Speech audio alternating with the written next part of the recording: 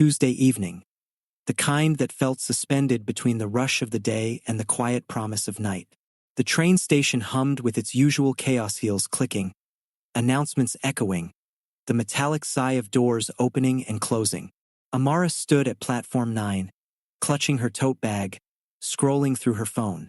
She wasn't looking for anything in particular, just a distraction from the monotony of her commute. That's when she noticed him. He was leaning against a pillar, headphones in, eyes closed. Something about his stillness amidst the frenzy caught her attention. His hair curled slightly at the edges, his jawline softened by the faintest shadow of stubble. He looked like someone who belonged in a story, not in the blur of everyday life. Their eyes met when he opened his, just for a second. But it was enough. The train arrived, and in the shuffle of bodies, Amara lost sight of him. She boarded, heart oddly restless, scanning the carriage. He wasn't there. She told herself it was nothing. Just a stranger. Just a moment. Yet, as the train sped forward, she couldn't shake the feeling that she had missed something important. To the guy at platform 9 tonight, leaning against the pillar with headphones in, you opened your eyes, and for a second, it felt like the world paused. I don't know your name, but I hope you caught your train. If you see this, maybe we'll meet again. She hit post before she could overthink it. I think I'm the guy you saw. Platform 9, Tuesday evening. I was listening to Miles Davis. I noticed you too. Blue scarf, right? I thought you looked like you belonged somewhere more interesting than a train station. Maybe coffee? The first date. They met at a cafe tucked between a bookstore and a florist. Amara arrived early, nerves buzzing. Elias walked in 5 minutes later, taller than she remembered, carrying the same quiet calm. Conversation flowed easily. They talked about music, books, the absurdity of adulthood. He was a graphic designer.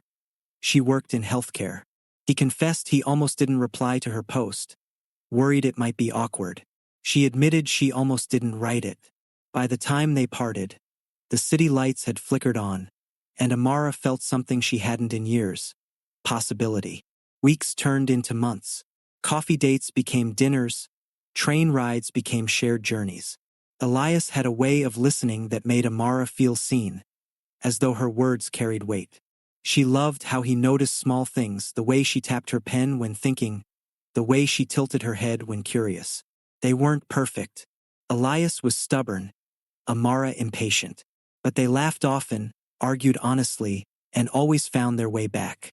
One evening, lying on the grass in the park, Elias whispered, "Funny how a missed connection became the best connection." Amara smiled, tracing circles on his palm. Maybe we were meant to miss each other first, to notice. But life, as it often does, complicated things.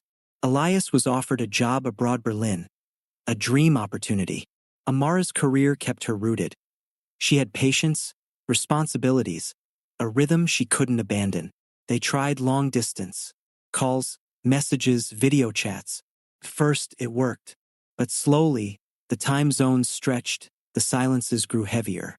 One night, after a dropped call and a week of unanswered texts, Amara sat staring at her phone. She typed, "I miss you, but I don't know if missing is enough." She didn't send it. When Elias returned for a visit, they met at the same cafe where it began. The air was thick with unspoken words. "I don't want to lose you," Elias said, voice low. "But we already are," Amara replied. They sat in silence, both knowing the truth. Love wasn't always enough to bridge distance, timing, and the weight of separate dreams. They parted with a hug that lingered too long, both unwilling to let go, both knowing they had to. Months passed. Amara threw herself into work, into friends, into anything that kept her from replaying memories. She deleted their chats, but never the missed connection post. Sometimes, on her commute, she'd glance at platform 9, half hoping, half dreading to see him. He wasn't there. A year later, Amara was at the station again. Same platform, same chaos. She was scrolling through her phone when she heard a familiar voice. Still wearing the blue scarf. She looked up. Elias stood there, headphones around his neck, smile tentative. Her heart stumbled. "You're back." Berlin was good, but it wasn't home.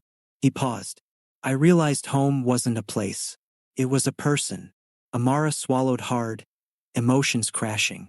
And if that person doesn't want to be missed again? Elias stepped closer. Then maybe we stop missing and start living.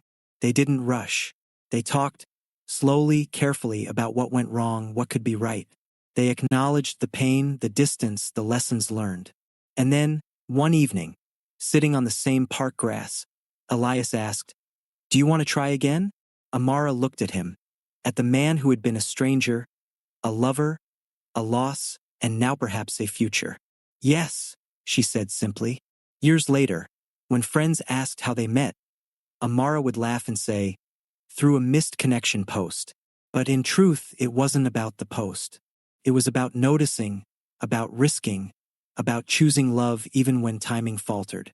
Because sometimes, the connections we miss are the ones worth finding again.